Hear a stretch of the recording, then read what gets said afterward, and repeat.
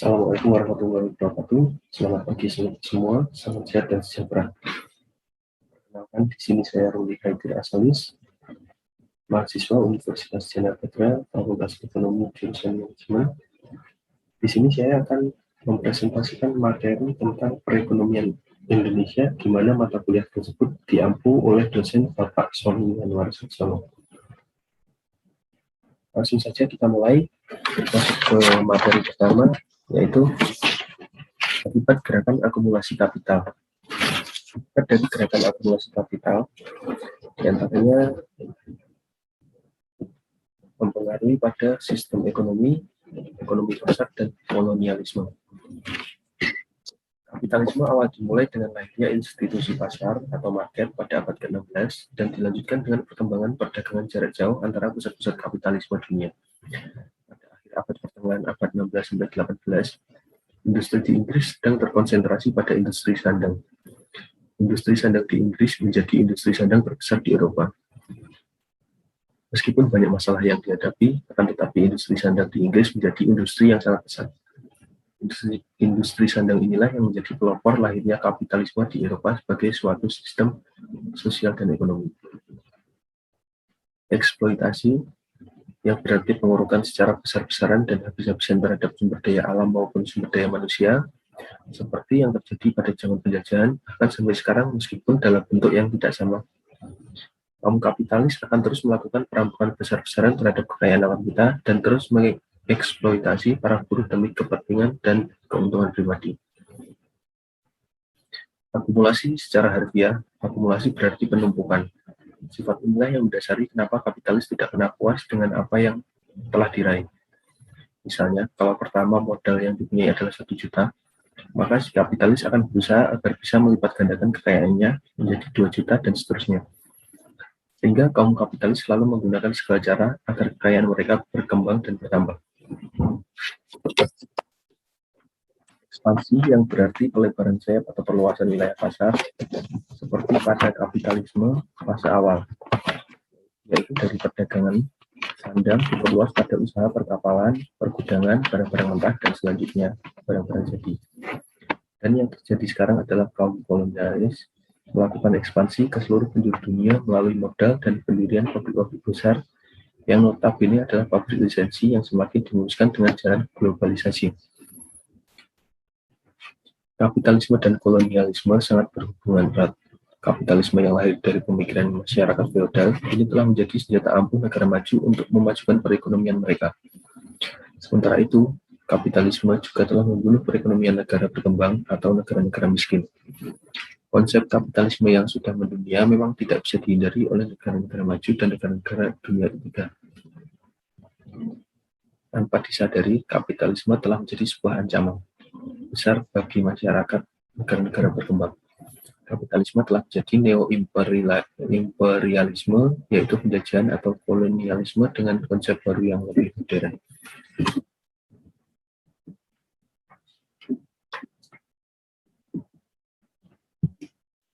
Payung hukum perekonomian Indonesia.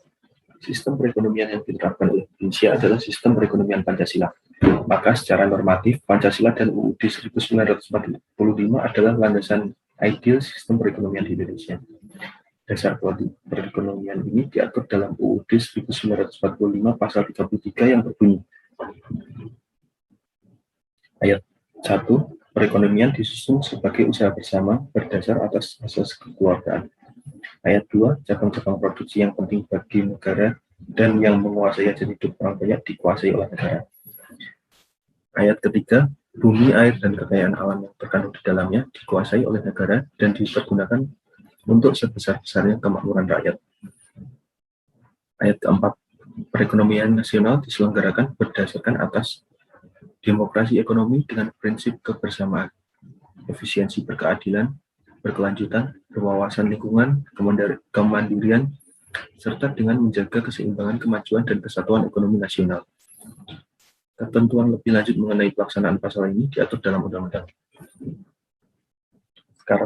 Karakteristik sistem ekonomi Indonesia, kegiatan ekonomi merupakan kegiatan bersama, gotong royong dengan yang mengedepankan hubungan kekeluargaan. Cabang-cabang produksi yang bersifat strategis dan merupakan hajat hidup orang banyak dikuasai oleh negara.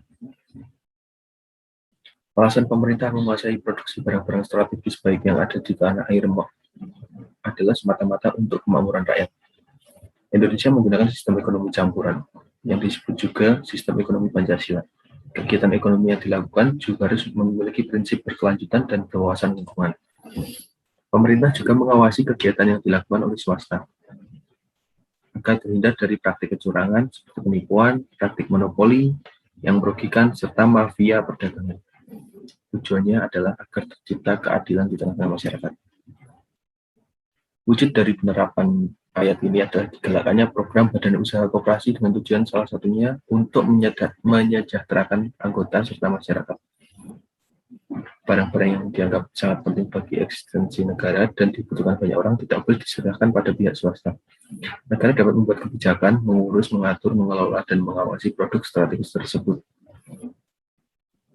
Jika kekayaan tersebut dibiarkan begitu saja jatuh pada pihak yang salah, maka kemakmuran masyarakat dan memanfaatkan kekayaan tersebut sulit terwujud. Oleh begitu, sistem ekonomi Pancasila mengedepankan peran bersama dari pihak pemerintah maupun swasta dalam mengelola perekonomian. Isi pasal 33 sebelum amandemen, yaitu perekonomian disusun sebagai usaha bersama berdasarkan asas kekeluargaan. Cabang-cabang produksi yang penting bagi negara dan yang menguasai hajat hidup orang banyak dikuasai oleh negara. Bumi dan air, kekayaan alam yang terpenuhi di dalamnya dikuasai oleh negara dan dipergunakan untuk sebesar-besarnya kemakmuran rakyat. Sedangkan pada isi pasal 33 setelah amandemen perubahan keempat tahun 2002 berubah menjadi perekonomian nasional diselenggarakan berdasarkan atas demokrasi ekonomi dengan prinsip kebersamaan, efisiensi berkeadilan, berwawasan lingkungan, kemandirian, serta dengan menjaga keseimbangan kemajuan dan kesatuan ekonomi nasional. Ketentuan lebih lanjut mengenai pelaksanaan pasal ini diatur dalam undang-undang.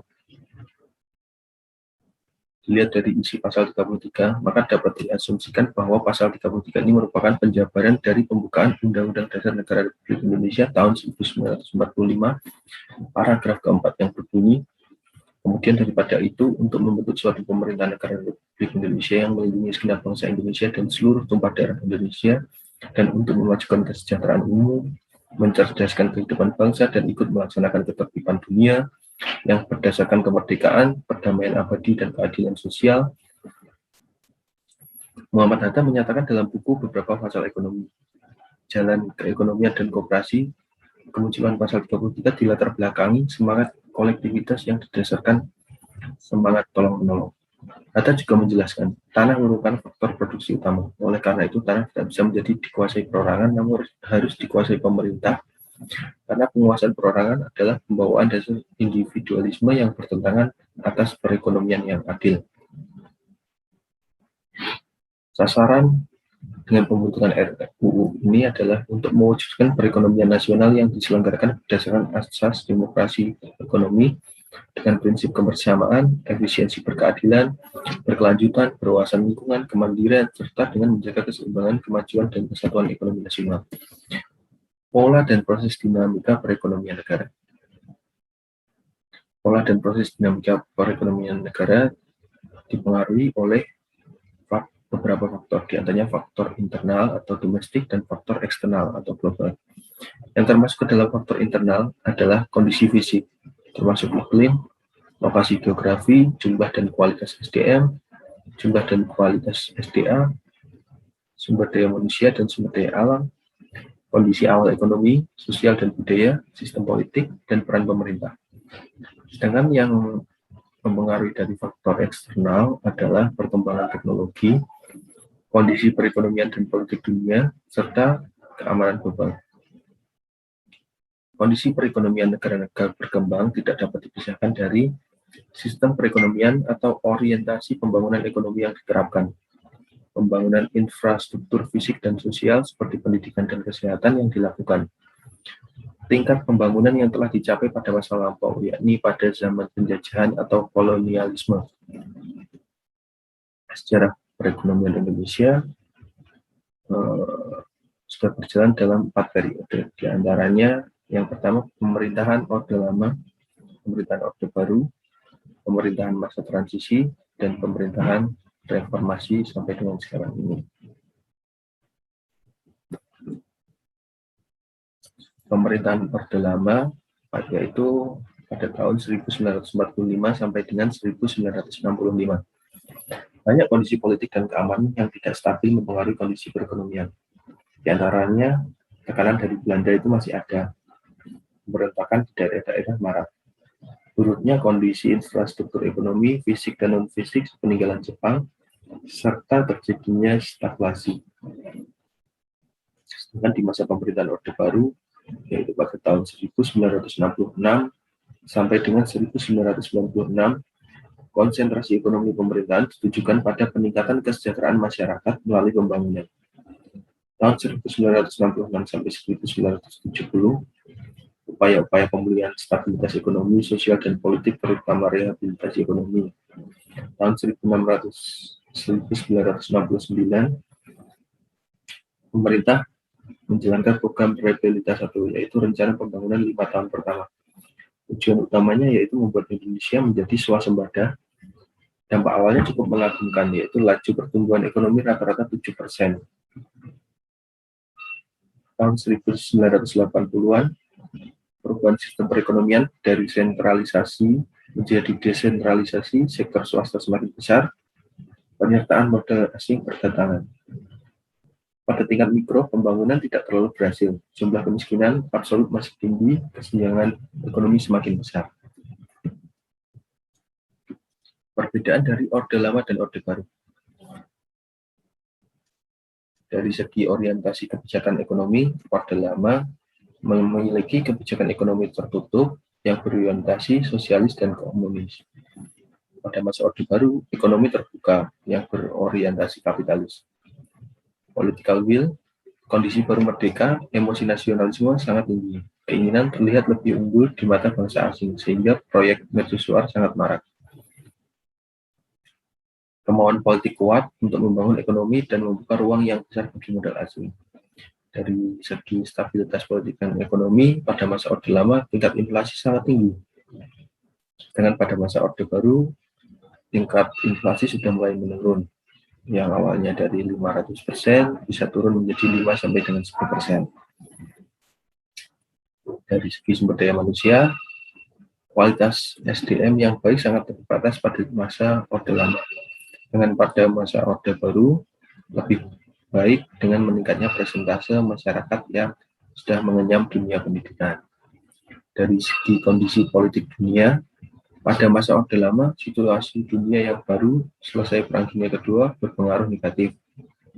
Sedangkan pada masa Orde Baru, kondisi oil boom dan berakhirnya Perang Vietnam dan juga Perang Dingin membawa dampak positif bagi Indonesia. Sekian presentasi dari saya. Wabillahi taufiq wal hidayah. Semoga bermanfaat bagi kita semua. Wassalamualaikum warahmatullahi wabarakatuh.